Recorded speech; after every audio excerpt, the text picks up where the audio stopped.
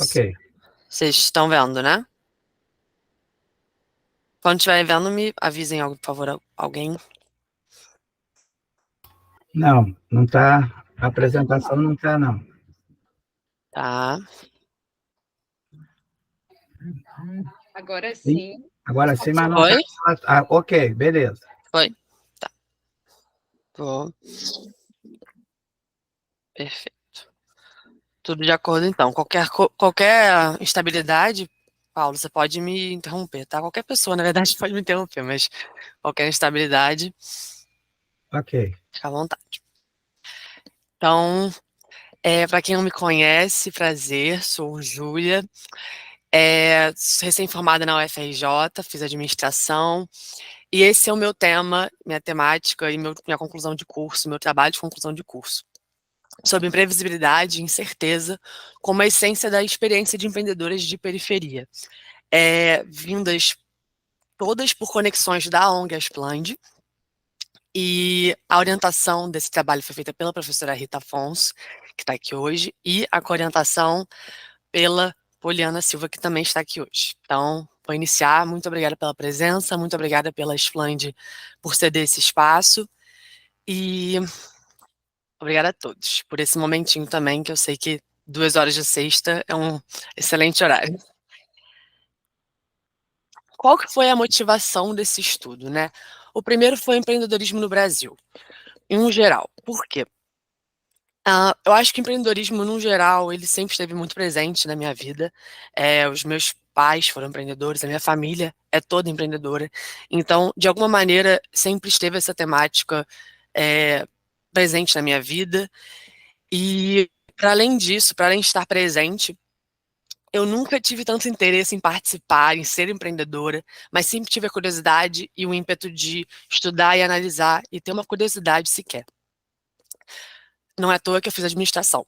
E a partir do curso de administração, estudando vários teóricos e pessoas, enfim, de muitos anos aí nesse estudo acadêmico, eu vi um maior interesse em empresas de pequeno porte, em microempreendedores, em nanoempreendedores, né?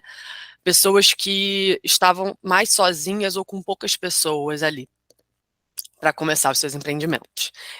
E conforme a faculdade de administração, notícias, enfim, toda a atualidade do cenário empresarial brasileiro, eu percebi em todas as notícias, todas as pesquisas, né, que as empresas de pequeno porte são o que realmente fomenta a economia dentro do empreendedorismo no Brasil. E que, além desse fomento e de todo mundo, né, praticamente estar dentro do empreendedorismo de pequeno porte, são muito importantes dentro do cenário de empregos formais também. Isso tudo colabora também para o nosso PIB, também para estudos, também para alvo de interesse, também para desigualdades e para N fatores positivos e negativos dentro de todo o cenário empresarial brasileiro. E também para mim, porque eu também sempre tive muita curiosidade nessa temática. O segundo motivo para mim foi o empreendedorismo por necessidade em si. O empreendedorismo por necessidade em si me dá muito interesse, porque existe o conceito de empreendedorismo por oportunidade e necessidade. Apesar da gente, de uma maneira geral, entender o que é isso, eu vou aqui explicar um pouquinho dos dois para que esse conceito não se perca ao longo da apresentação. O empreendedorismo de oportunidade, ele se refere a uma situação propícia de fazer alguma coisa que possa gerar benefícios dentro do empreendedorismo. Então, a pessoa viu uma oportunidade, realmente você viu uma oportunidade, você conseguir entrar nesse negócio, nesse mercado, a partir dessa oportunidade e criar o seu empreendimento, a partir desse momento adequado, né? Ou do indivíduo naquele momento adequado. Já a necessidade se relaciona com o indispensável. Então, é, muitos teóricos dizem que é muito ligado à subsistência, né? Você empreender para garantir alguma coisa indispensável em sua vida, com o intuito de conservar a sua própria vida. E quando a gente analisa o empreendedorismo brasileiro especificamente, muitos dos empreendedores iniciais, eles escolhem essa opção do empreendedorismo justamente porque a empregabilidade formal não é uma escolha saudável a longo prazo, ou então interessante de qualidade de vida, enfim. E isso também no meu trabalho, né, de conclusão, eu percebi também a partir de pesquisas mundiais que, geralmente, em países periféricos, o empreendedorismo por necessidade, ele é muito maior do que o por oportunidade, justamente pela desigualdade social, justamente pela questão financeira. E as mulheres, dentro desse recorte, sempre me chamaram muita atenção, e dentro da faculdade de administração mais ainda, porque são principalmente as mulheres negras, mas mulheres em geral, são a camada da sociedade que sempre é mais prejudicada. E, geralmente, quando donas de negócio desempenham, mesmo com a mesma função, né, donas de negócio, ganham, em média, 20% a menos que homens na mesma função. Uma terceira e última motivação para esse estudo foi entrar em contato com a Sara Sarasvati, que é a teórica responsável pela ótica desse estudo, né? Pelo olhar que eu resolvi olhar o empreendedorismo periférico de necessidade e feminino. A Saras entrou na minha vida a partir da Rita, a minha orientadora, que a gente tinha um grupo de pesquisa. Eu nem estava na pesquisa exatamente sobre as Saras, mas a partir desse grupo de pesquisa eu estive num evento que ela veio ao Brasil, e com isso eu conheci a teoria dela, que é o effectuation em inglês, e a gente traduziu para... A gente não, né? Foi traduzido e eu utilizei na minha pesquisa pelo modelo efeitual. Então, às vezes eu vou usar effectuation e às vezes o modelo efeitual. E eu me encantei muito por ela, me encantei muito pelo estudo dela, até conheci, como coloquei aí no slide, e foi muito legal participar desse evento, foi muito legal vê-la linkando a teoria dela com empreendedores no Brasil, porque foi exatamente isso. Evento organizado pela Aline, que está aqui te assistindo também, né? Ah, isso. Obrigada, Aline, por estar aqui assistindo. E também foi muito referenciada no meu TCC, tá bom? Então, obrigada também por isso. Artigos incríveis da Aline. Enfim, acabei me perdendo aqui, mas obrigada, Rita. Enfim, a partir desse evento, eu quis de alguma maneira utilizar as Saras no meu TCC. Nem era não era o objetivo inicial, né? Eu sabia que o meu TCC ia ser sobre empreendedorismo, ia ter essa temática, mas ainda estava um pouco perdido, e com esse evento eu falei, cara, com certeza eu quero incluir de alguma maneira. E assim foi. E quem é a Saras? A Saras é uma mulher indiana.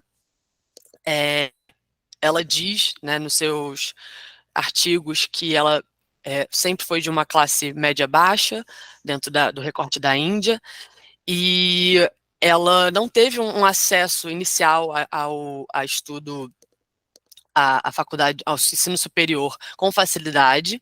Ela teve posteriormente, mas ela foi uma mulher que viu a prática dos negócios, ela foi uma mulher que foi empreendedora, e que, a partir disso, eu vi muito, assim, um olhar diferente da academia. Não sei se alguém ia falar alguma coisa. Não? Eu, particularmente, vi muito um olhar interessante, porque ela era uma mulher que tanto já trabalhou com empreendedores, como já foi empreendedora e conhece os negócios. E, posteriormente, quando iniciou uma carreira acadêmica, também pôde analisar isso pelo viés acadêmico. Então, ela tem todas as abordagens que eu acho muito interessantes, né? Não é só o empreendedor, não é só o acadêmico. Então, além disso, ela é professora hoje de empreendedorismo na Universidade de Virgínia, nos Estados Unidos. Ela desenvolveu a teoria do effectuation como algo, muitos textos em oposto à teoria que ela chama de causal, que é essa teoria que a gente vê nos livros de administração tradicional, enfim. Mas eu não vejo como oposto exatamente. Eu vejo como uma alternativa, eu e diversos autores também veem como uma alternativa ou um complemento a teorias causais. As teorias que a gente vê rotineiramente na administração. E ela é muito reconhecida pelas suas pesquisas inovadoras sobre empreendedorismo e sobre inovação em mercados. E o que seria esse tal de effectuation? O que seria esse tal de modelo causal e modelo efeitual? Vou falar um pouquinho disso, que eu acho que é bem interessante. O modelo causal, como eu disse, seria essa lógica racional, com metas pré-definidas, que a gente vê no modelo tradicional, geralmente em cursos de administração. Então, quando a gente pensa, por exemplo, em projetos de projeções financeiras, de planos de negócio, de pesquisas de mercado, isso tudo é sempre para controlar o futuro, controlar e prever o futuro, né? E justamente esse tipo de pensamento, esse tipo de racionalidade, sempre prevendo o futuro para sim poder controlá-lo, é o que a gente chama de modelo causal, o que a Sarah chama de modelo causal, entre outros autores. O que ela propõe, depois de ter feito um estudo de casos com 27 empreendedores, entre esses empreendedores, alguns fracassaram, alguns tiveram sucesso, o que ela analisou a partir de um estudo de casos com esses empreendedores, foi que todos, em comum, chegavam a conclusões, a partir desse estudo de caso, com princípios muito diferentes do que ela estudou em seus cursos, enfim, na faculdade, ou enfim, o que a gente vê sempre nas faculdades de administração ou em cursos de administração. O que ela viu de diferente é que a gente, na medida que a gente pode controlar o futuro, a gente não precisa necessariamente prever o futuro. Se a gente pode controlar o futuro, à medida que as surpresas chegam, a gente não precisa ficar prevendo ele, a gente pode só lidar com as contingências, certo? Então, é muito interessante esse modelo, porque além dele não lidar sempre com o controle excessivo do futuro, desculpa, com controle excessivo e sempre prever tudo, né, de maneira excessiva, ele também tenta reduzir de alguma maneira o fracasso. Ela sempre disse nas palestras dela que, assim, é muito comum o empreendedor fracassar, mas o modelo efeitual, que é o que ela propõe como uma alternativa, ele reduz também o fracasso, porque ele permite que o empreendedor fracasse de alguma maneira, porque apesar de nos estágios iniciais a gente sempre vê isso como algo negativo. Nos estágios iniciais, o fracasso ser algo normal e evidente, que a gente, sei lá, vê porcentagem de 80% de empreendedores no primeiro ano fecham suas empresas, 60% fecham em 5 anos. Mas o modelo efeitual permite esse fracasso porque você não precisa necessariamente fechar o seu negócio, você pode reinventar o seu negócio, porque você não vai prever tudo o que vai acontecer, você vai controlar o seu negócio à medida que o futuro chega, à medida que as contingências chegam, que os problemas chegam, né? Então, a partir desse novo modelo alternativo e que permite as pessoas, os empreendedores no geral, não necessariamente sempre estarem a par dos modelos existentes, porque também tem isso, né? A gente vai aprendendo na administração que você só consegue ser empreendedor depois que você conhece as projeções financeiras, que você faz um plano de negócios, e sim, é muito interessante, a Sarah nunca exclui isso. Tanto que por isso que é uma alternativa e um complemento, talvez, e não algo oposto. Mas isso não exclui o empreendedor ou a empreendedora de iniciar o seu negócio e de colocar o negócio realmente para para andar, né? Não exclui esse processo. Então, sim, no meio do caminho você pode ir aprendendo diversos raciocínios causais, né? Planos de negócio, enfim. Mas isso não vai excluir o seu ímpeto e sua necessidade, sua vontade ou até a oportunidade de criar um negócio. E é isso que eu me encantei.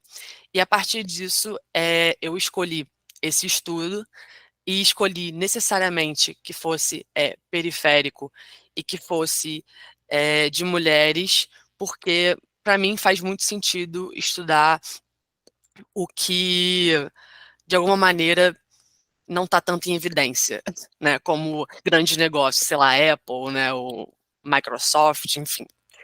Então, vamos à minha amostra. A minha amostra foram 8 mulheres, foi um estudo qualitativo com 8 mulheres. Como a monografia, existem alguns limites, mas foi muito interessante e por isso eu quero compartilhar com todos vocês. Essas mulheres tinham filhos, acho que uma apenas não tinha filhos. A maior parte, desculpa, se declarava, autodeclarava pardas. Tive 2 mulheres negras e uma mulher branca. Todas se encaixavam mais ou menos numa classe média, com rendimento mensal aproximado de 2.000. Existia uma variação, mas a renda média era mensal de 2.000, entre 35 e 55 anos, e todas, ao contrário da teoria, né, isso foi muito curioso, porque a teoria sempre diz que assim, as empreendedoras de necessidade, poucas têm ensino superior, mas a minha amostra todas passaram de alguma maneira, algumas tinham pós, algumas estavam ainda, mas todas tinham ensino superior de alguma maneira.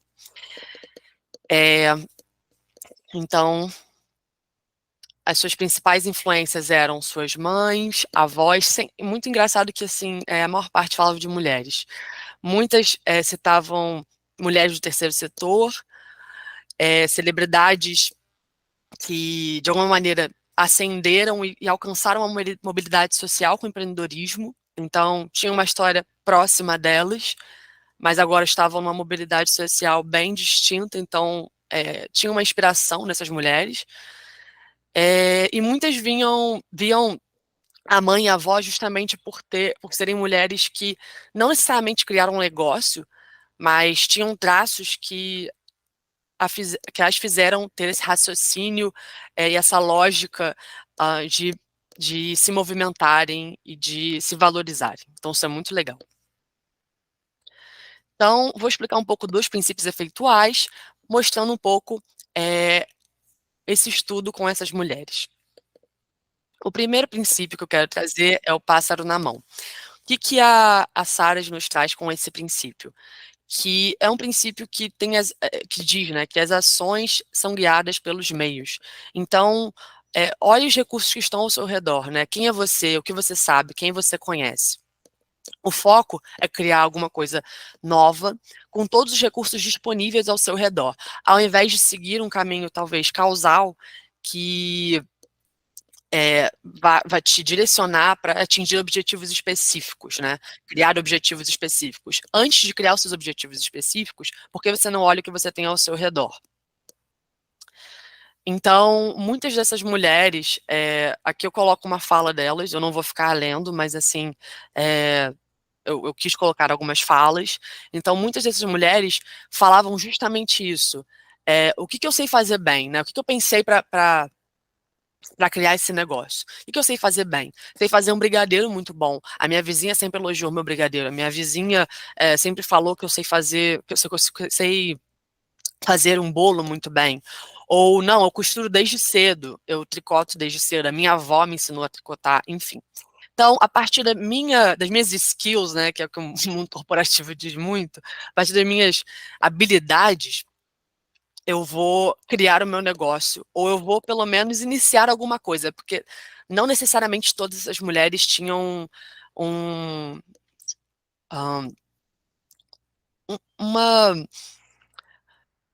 sabiam de fato que elas eram empreendedoras. Algumas citaram que não se viam como empreendedoras no início. Então, mesmo que não fosse criar um negócio propriamente, eu vou começar alguma coisa a partir do que eu já tenho. E isso é o princípio do pássaro na mão. E isso foi visto em todas as empreendedoras. Todas elas começaram seus negócios a partir de alguma coisa que elas já sabiam fazer muito bem. E não necessariamente buscaram um curso para começar. Algumas sim se especializaram depois, o que é um caminho normal, e por isso que eu acho que eu e a própria Salles também diz que o modelo causal também é muito importante, porque depois a pessoa se especializa, por exemplo, mas não foi um impedimento para começar. Não foi um impedimento para a motivação. O segundo princípio é da perda acessível, que diz que diz para você testar todas as estratégias possíveis, considerando os meios limitados que foram dados a partir da sua vida, né? A partir da quantidade que seria aceitável. Então, o empreendedor vai definir o que seria aceitável no momento de perder, para que no futuro ele tenha mais opções. Esse princípio ele fica um pouco controverso, porque ao mesmo tempo que todas essas mulheres sim entendem que vão ter que perder alguma coisa para poder ampliar suas opções no futuro, então sim, eu vou ter que perder aqui o mínimo de rescisão que eu tive do meu ex-emprego formal, né? Vou ter que perder esse dinheiro agora para que seja um investimento futuro. Apesar disso acontecer, sim, com algumas delas, nem todas tinham essa situação, ainda assim é um pouco controverso porque elas precisavam maximizar os retornos presentes, né? Elas não podiam deixar esse retorno presente para um momento depois. Elas precisavam de uma subsistência. Por isso, uma empreendedora de necessidade. Por isso que elas precisavam desse dinheiro agora, para poder garantir o pão do momento, para poder garantir os filhos poderem fazer o mínimo, né? Então, acho que esse princípio, apesar dele fazer muito sentido para elas no momento, porque elas precisavam sim entender o que seria aceitável perder, elas também não tinham a opção de deixar ser criadas mais opções no futuro. Então, mas ainda assim é um princípio que super se aplica à situação dessas mulheres empreendedoras. O terceiro princípio seria colcha de retalhos ou alianças estratégicas, que ele consiste em criar alianças estratégicas e criar alianças estratégicas que eliminem de alguma maneira as incertezas e estabeleçam, que não estabeleçam barreiras para entrar.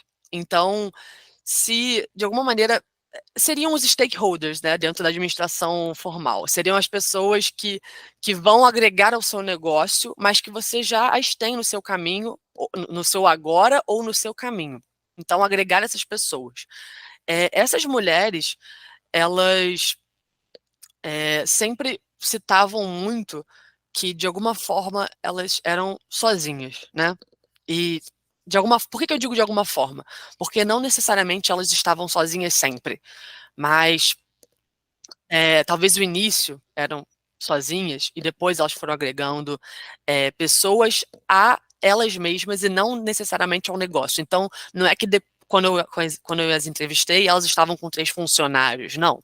Todas elas eram empreendedoras sozinhas, mas que não estavam solitárias, né? Que tinham pessoas para ajudá-las, seja o parceiro que entregava o bolo, ou seja uma amiga que ajudou na criação do nome da marca.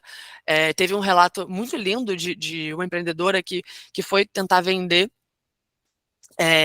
uma roupa que ela tinha feito, e passaram-se as horas da feira, e ela disse que no início era uma euforia, assim, né? Ai, poxa, a feira tá muito boa, caramba. Mas aí ninguém comprava nada, mas as pessoas passavam, falavam alguma coisa, ela deixava um cartão, mas, enfim, foi tudo muito devagar. E aí depois das primeiras 2 horas, assim, de feira, aquele fôlego, né, aquela vontade ia diminuindo, diminuindo, diminuindo, aí que ela foi para casa muito triste, sentou no bar com uma amiga, desabafou com a amiga, e a amiga falou, poxa, por que você não muda esse nome? Por que você não faz desse jeito?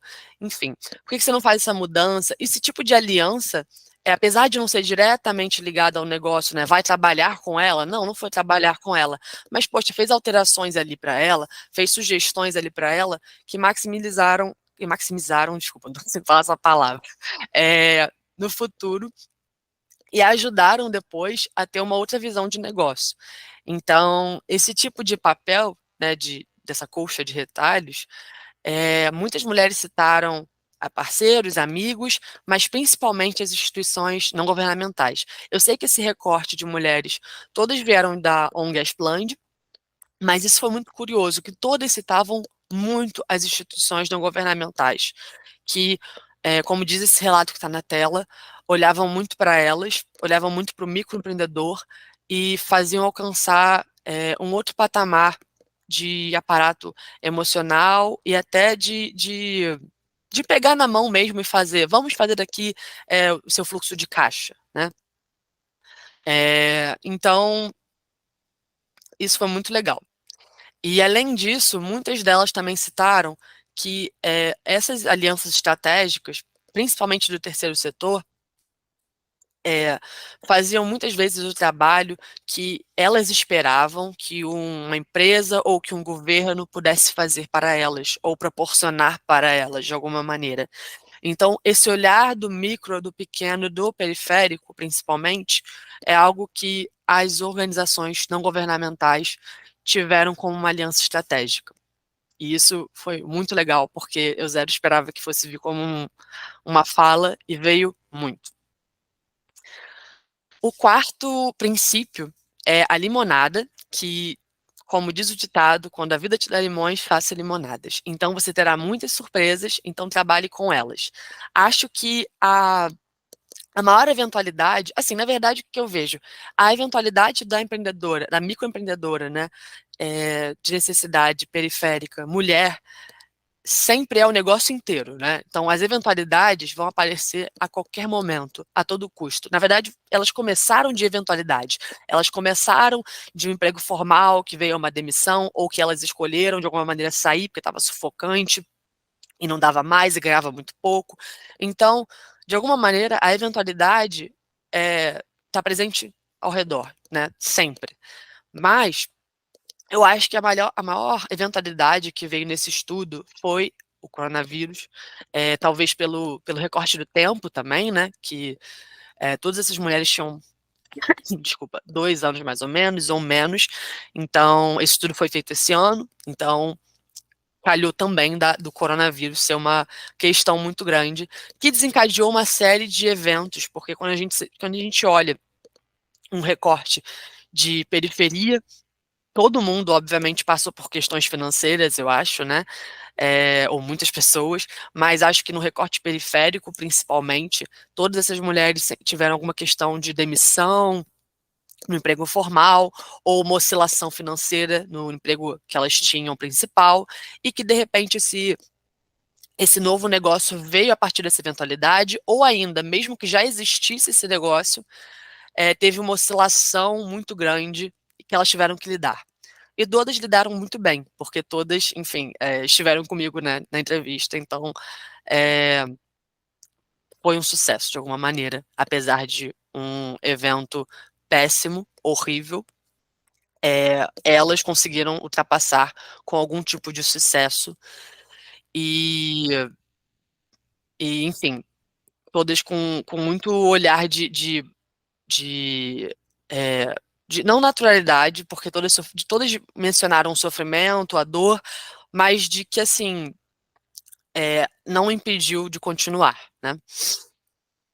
E o último princípio é o piloto do avião, que o princípio ele diz em focar em atividades que estão ao seu controle e que, de alguma maneira, cocriem o futuro. Então, ele foca em questões de conflito que se relacionem a um futuro incerto. Então, quanto mais a gente controlar o futuro, menos a gente vai precisar prever, né? Tá lá no início dessa apresentação.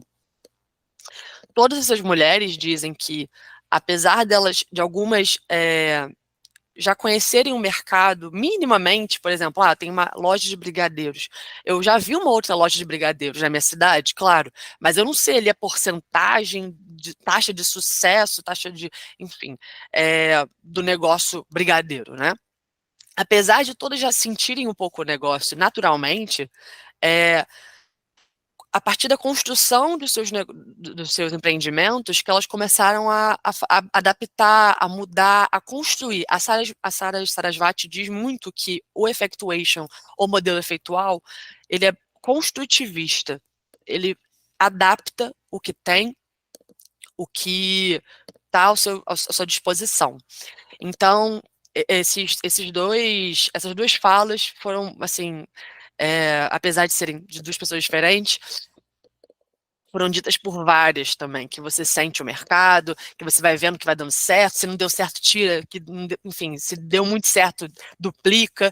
E assim, às vezes as mulheres não tinham, na verdade, assim, necessariamente uma aula de 60 horas de finanças, mas elas sabiam que tinham que fazer o dobro, o triplo, por esse negócio estar vendendo muito. Muitas vezes eu falava, pô, mas você tinha uma planilha que você, enfim, colocava tudo?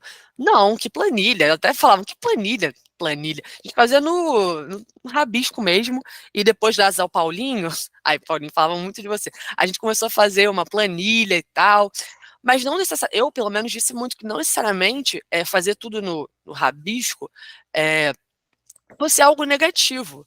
Não necessariamente é negativo ou positivo. Claro que você vai aperfeiçoando a partir do modelo causal. Mas isso não impediu de que elas continuassem ou começassem ou fizessem, né? Então, o piloto do avião diz muito sobre isso. Você vai aprendendo no dia a dia, como foi dito no segundo, na segunda fala, errando e acertando e se adaptando.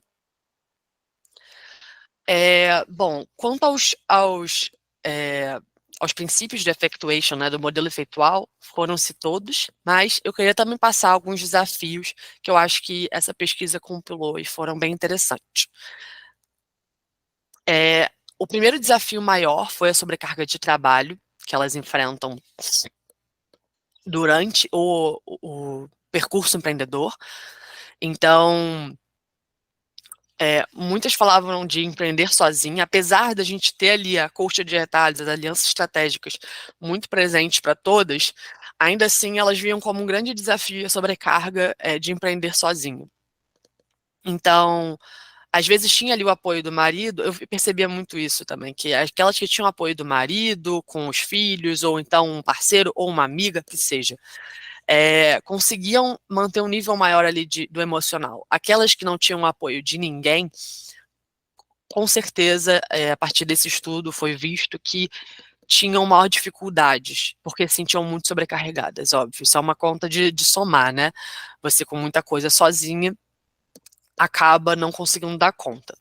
Além disso, muitas também dizem que as redes sociais agregam para essa sobrecarga de trabalho, porque apesar dessa rede social ser um facilitador de venda, né, de marketing, trabalhei com marketing, é maravilhoso, mas assim, quando você está sozinho, se torna um grande desafiador, não pela atividade em si, porque essas mulheres sempre disseram, desculpa, que todas as atividades ao redor do empreendimento são desafios, né? Você fazer a planilha financeira, ou, enfim, escrever ali suas finanças, a logística, a qualidade, tudo é um desafio. Mas as redes sociais em si implicam num ponto que é bem particular das próprias redes, que é o algoritmo, que é mostrar, né, o seu rosto.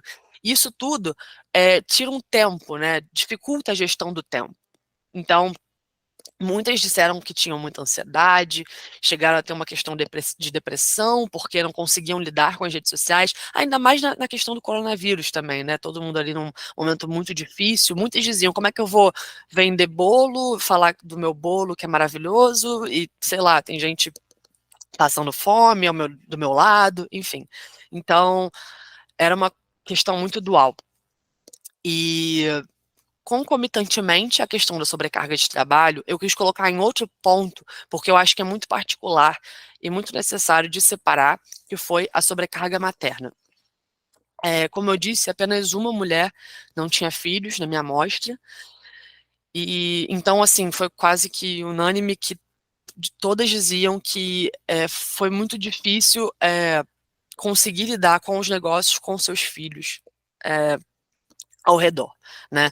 Não por uma questão dos filhos, mas uma questão da maternidade, uma questão de ter que lidar com, ou talvez a sobrecarga materna de estarem sozinhas cuidando de seus filhos, ou então sozinhas cuidando dos seus filhos e sozinhas cuidando dos seus empreendimentos. Então, tudo isso agregava muito a uma sobrecarga. E, ao mesmo tempo, querer também estar perto dos filhos. Então, ao mesmo tempo que é uma razão para empreender, querer estar perto dos filhos, ao mesmo tempo também é um desafio. Porque muitas diziam, olha, de dia eu tinha que fazer ali a rotina dos meus filhos, ainda mais quem tem filho pequeno, porque algumas empreendedoras que tinham filhos mais velhos conseguiam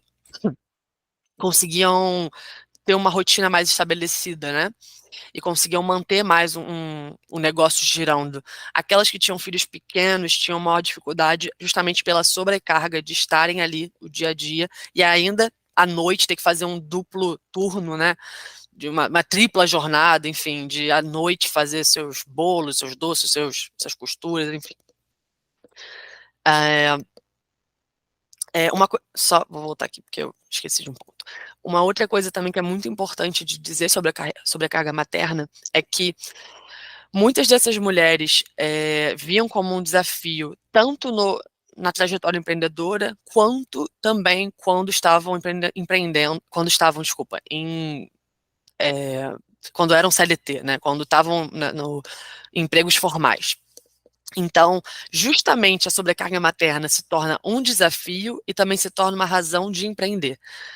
Teve um relato de uma empreendedora que me tocou muito, que foi que ela, e assim, apesar de me tocar muito, infelizmente é um relato completamente normal, e que quanto mais você pesquisa, mais você vê que é completamente normal, mas infelizmente me tocou muito, que foi uma empreendedora que teve seu filho, e foi uma alegria, e foi maravilhoso, mas ela tinha um emprego muito bacana, com comissão, com um percentual alto, e infelizmente, quando ela foi ter seu filho e usufruir do seu direito, que era a sua licença maternidade,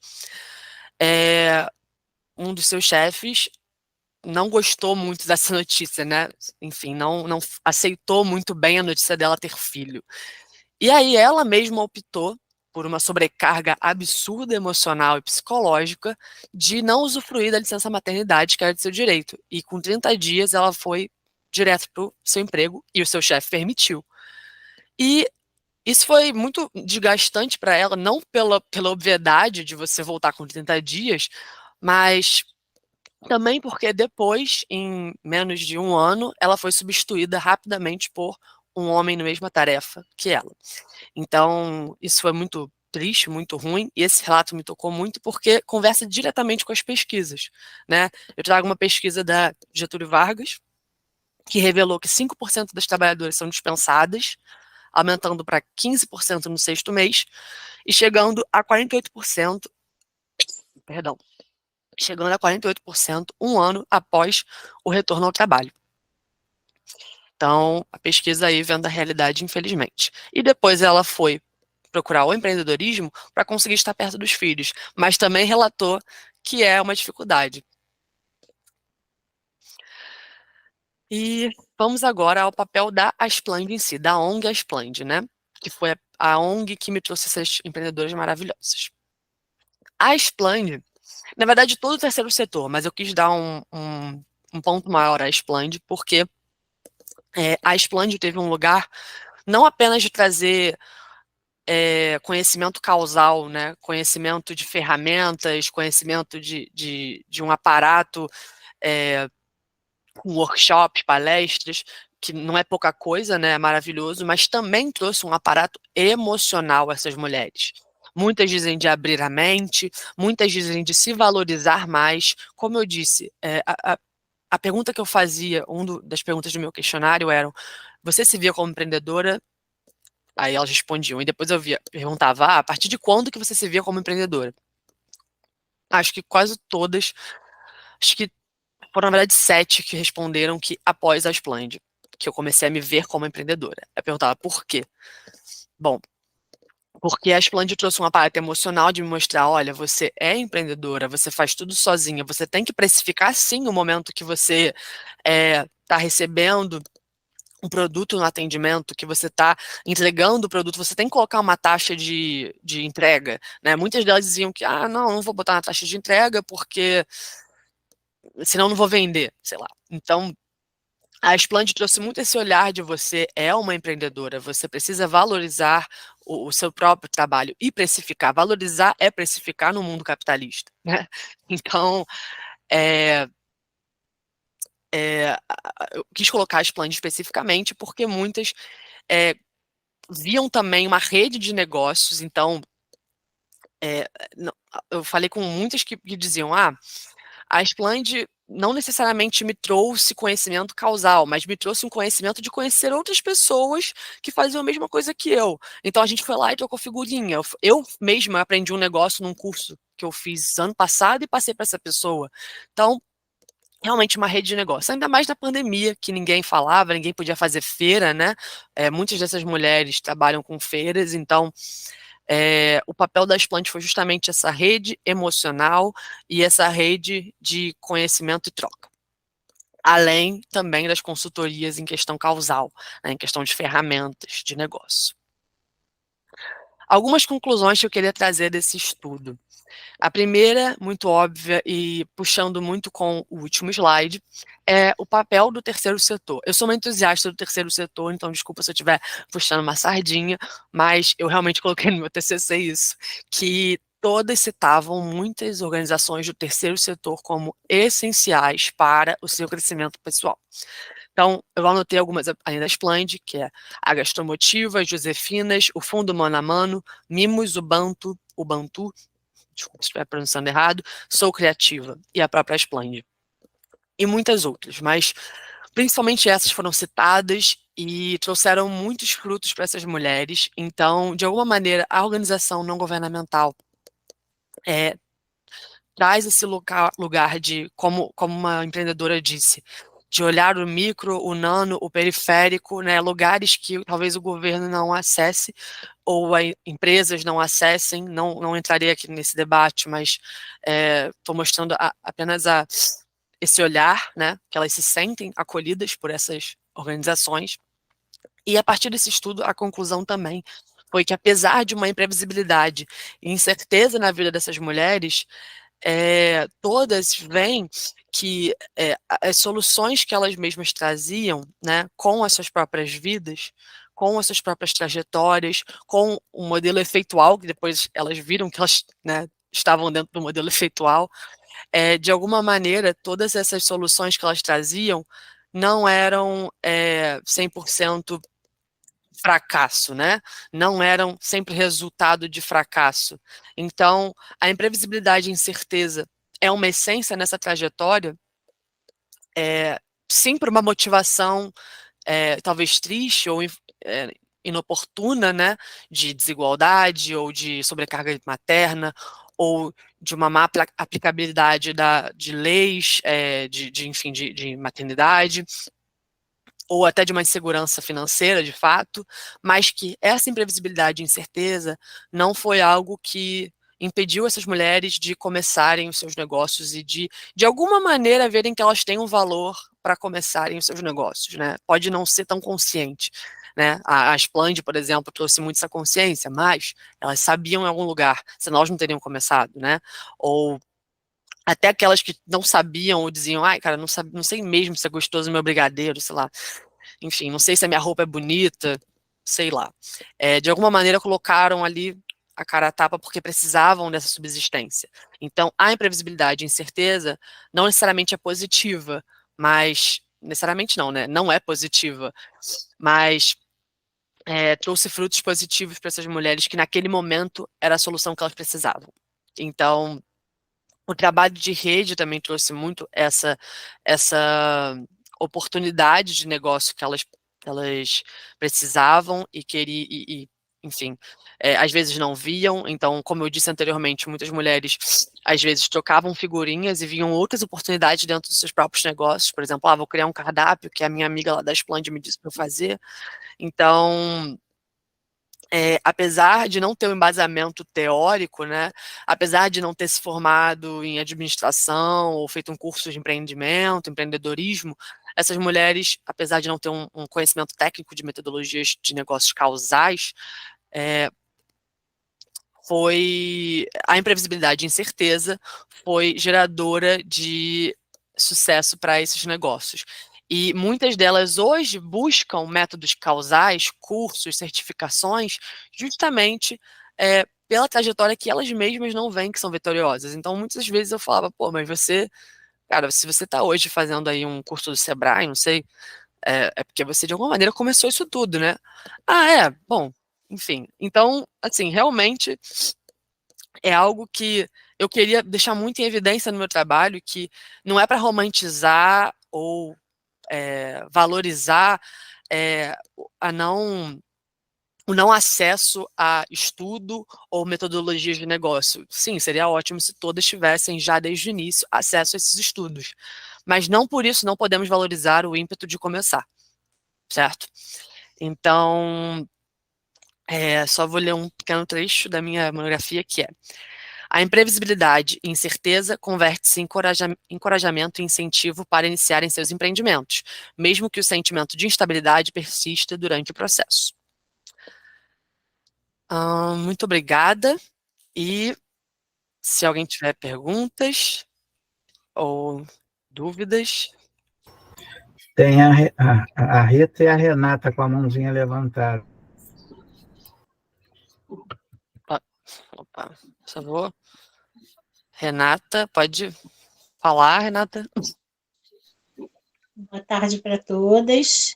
Júlia, eu tive a impressão que você estava falando de mim aí. Né? Prazer. Principalmente quando você começou a falar daquelas empreendedoras que não têm certeza se é empreendedora, né? Eu era assim, e assim, eu sempre falava assim, mas eu nunca fiz curso de nada. Mas aqui, através da Aspland, eu comecei a fazer curso no Sebrae, várias outras, né? Várias aulas que eu tive aqui, mentorias. Então, hoje, eu cheguei a essa conclusão de que sou empreendedora, mas é muito engraçado, você sabe fazer o negócio, mas você, né, não, assim, não assume, fica meio insegura, mas agora não, eu me sinto mais segura, não me sinto mais perdida. Então é muito bom ter esse apoio, né? Apoio emocional, porque, como você falou, às vezes a gente está sozinha, mas aqui não, a gente não se sente sozinha. Né? Então, por isso que a gente tem que estar sempre aprendendo. Eu vim aqui ouvir, né, a sua palestra, porque empreender é como uma roda gigante. Tem hora, uma roda gigante não, como se fosse assim como é que é o nome daquele brinquedo? Montanha-russa, né? Uma vez você tá... Isso, tem hora que você tá lá em cima, você fica toda alegria. Daqui a pouco você desce, aí você fica triste porque o negócio quebra, o negócio acontece. É assim. Então, o empreendedor vive isso, e eu estou vivendo isso, sabe? Então, mas a gente não tem que desistir, tem que estar aqui ouvindo essas coisas maravilhosas que você acabou de falar aí. Obrigada, muito obrigada. Obrigada por compartilhar. Muito obrigada, Renata, e boa sorte também nessa trajetória. Obrigada. Eliane Freixo. Tem uma fila, né? Eliane, é isso, Eliane. Olá, Eliane. Oi, tudo bom? Oi, Rita. Beijo para todas aí. Obrigado, Júlia. Você não faz ideia, assim. Parabéns, tá? Pelo teu trabalho. Como vocês, assim, esse depoimento teu de mostra desse trabalho, como fortalece a gente, né? Principalmente quando você diz as sozinhas, a gente sabe que nós não estamos sozinhos, mas tem momentos que dá vontade de sair correndo e não olhar para trás, sabe? Mas aí vem o Masconde, vem vocês, o Paulinho, e segura aí, coloca a gente no chão de novo, sabe? Eu acho que aí reforçou só esse ser a mulher empreendedora, e principalmente na faixa de idade que eu estou, e pela minha caminhada, é muito difícil a gente continuar no caminho sem querer desistir, sabe? Porque os tropeços são grandes, os medos ainda continuam aqui, ninguém é sábio o suficiente, entendeu? Para ser o suficiente. Não é isso, mas a tua palavra aí, o teu estudo, valeu a pena. Fez assim uma radiografia do nosso íntimo, né? No momento que a gente se sente como mulher empreendedora, que a gente nem se dá valor como empreendedora. É vocês e as plantas que vêm nessa tecla, né? Fazendo com que a gente se respeite como mulher empreendedora. Né, Paulinho? Só ele sabe que ontem, 11 horas da noite, eu estava lá, a minha dificuldade com o pitch, e ele estava lá mesmo, me dizendo, mas eu estou vencendo, vamos lá que eu toco em frente, eu não desisto não, né, amigo? Já tive vontade de sair correndo, mas estou aqui. E obrigado, Júlio, obrigado, Rita, Obrigada, obrigado Eliane. mais uma vez às plantas, através do Paulinho, então, valeu, meninas, beijo, sucesso, guria. Muito obrigada pelo seu relato. Muito boa sorte aí na sua trajetória. Obrigada. A Júlia, tem Georgina. mais uma. É a Tem mais uma. Georgina. Ainda dá tempo? Dá. Oi, Georgina. Oi, boa Georgina. tarde. Boa tarde, Júlia. O seu depoimento foi maravilhoso. E a gente ser empreendedora não é só ser empreendedora, como você falou, é ser mãe, é ser mulher, dona de casa, entendeu? Então, tudo isso é uma carga muito grande que a gente leva, entendeu? Porque a mulher, ela veio com essa carga, né? Porque dentro de uma casa você tem que saber de tudo. Você tem que saber onde está tudo, você tem que saber administrar a casa, você tem que saber administrar seu negócio, entendeu? Tudo você tem que saber, entendeu?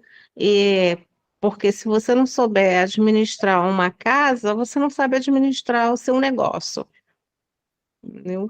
E é muito difícil uma mulher é, que tem que levar tudo isso nas costas. E quando você não tem uma parceria do marido, dos filhos, o companheirismo, eu acho que ainda é mais difícil ainda. Entendeu?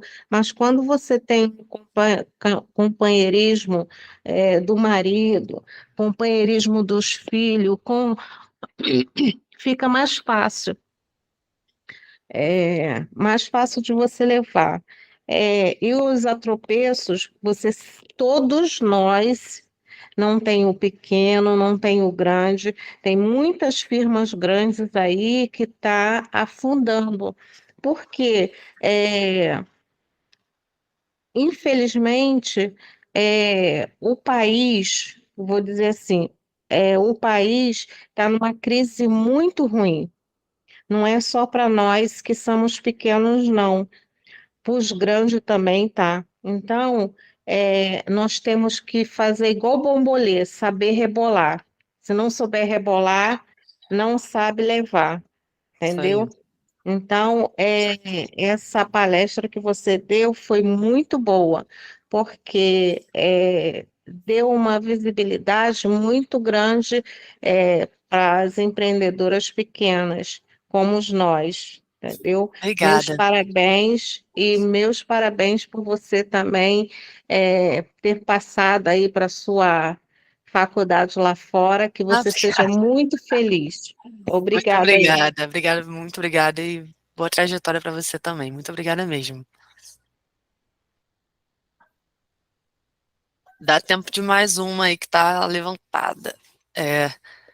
A Cláudia. Rita, Oi, querido. Você me chamou, não? você estava Não. com a mão levantada? Era a Rita que não, tava? não. Era eu? É a última? Não, é porque eu acho que tem tem Pita Delícias Gourmet levantada. Então deixa Né? ela falar primeiro. Porque dá tempo sim. Dá. Pode falar. Não sei se ela tá. Cadê ela? Me ouvindo agora? Tô ouvindo. Agora? Não, vou falar rapidinho. Eu só queria agradecer. Achei a conclusão do seu trabalho, assim, brilhante, porque você fez um raio-x realmente do que é a vida das empreendedoras, né? Porque somos várias, como as colegas já falaram aí, né? Somos mulheres empreendedoras, mães, esposas, mas somos pessoas também. E dizer que eu sou super fã do terceiro setor, assim como você, e da importância do terceiro setor, e aqui representado pela Esplande, e o Paulinho que está aqui, que sabe, que não é fácil, mas que é uma coisa que foi muito importante para mim, que me fez entender que eu tenho autoridade sobre a minha vida e sobre o meu empreendimento. E isso aí é uma coisa que a gente aprende aos poucos. Muitas vezes eu acho até que eu ainda nem aprendi, mas às vezes eu paro e vejo que não, sim, não aprendi tudo, mas eu estou dando grandes passos. Meus parabéns. Obrigada. Muito obrigada. Muito obrigada, Cláudia. Júlia, você me permite? Claro. Essa mulher sabe que eu sou chorão. Aí vem elas falando desse jeito e você ajuda. Mas eu, enquanto Asplande Rede, eu quero te agradecer. Muito obrigada. Sensacional a sua palestra. Tá? E eu achei interessante que você aborda um assunto que eu tenho conversado com desde que eu estou ficando incomodado, né, sobre isso. E quando nós começamos a trabalhar de forma online, para mim isso ficou muito gritante, que é a mulher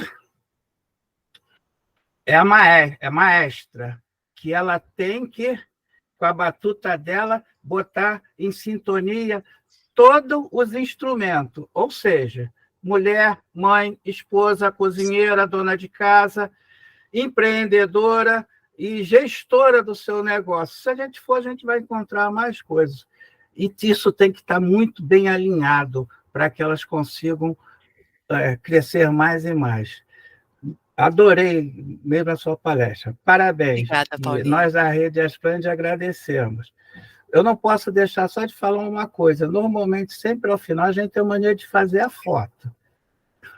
Ah, tá bom. Podemos? Podemos. Alguém quer falar mais alguma coisa, lindonas? Ou mais uma observação? Ou posso parar a gravação? Eu A queria Rita dar uma ia falar. palavra. A professora Rita ia falar, né? Desculpa, Rita. Desculpa, Rita. Tem problema não, gente. Eu queria, enfim, estou escutando vocês falando aí, né? É incrível porque eu acho que esse trabalho da Júlia gerou uma identificação mesmo com vocês, né? O método foi bacana, a teoria que ela pegou também foi muito bacana. Eu acho que é muito importante. Eu acho, Paulinho, primeiro assim, que essas angústias que você tem aí são angústias que me interessam aqui. Então, talvez a gente deve conversar um pouco, porque dá para extrair mais da universidade sobre as coisas que vocês estão precisando, né? Esse é o papel da universidade pública, na verdade, né? Eu tenho uma parceria com a Asplande aí desde que a pandemia começou, né? A ideia era outra, acabou rolando um monte de coisas, enfim.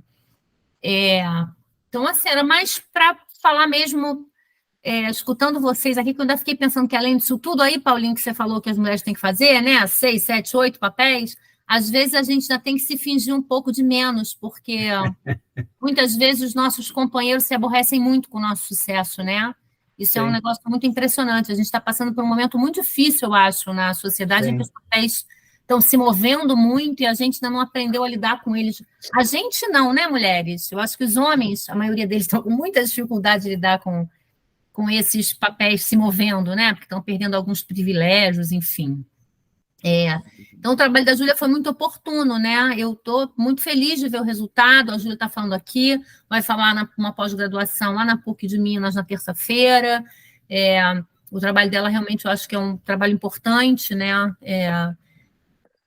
E queria agradecer a Poliana aqui de público também, né? Que foi super mal na roda. A gente faz muita coisa. A Poli tem estado no meu grupo de pesquisa também, aí topou acolher a Júlia mais de perto, né?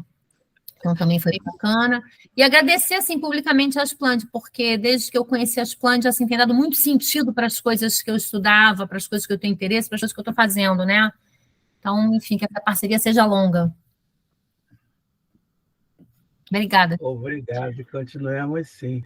Eu vou tirar a gravação e vou fazer a foto, tá? Tá bom, perfeito.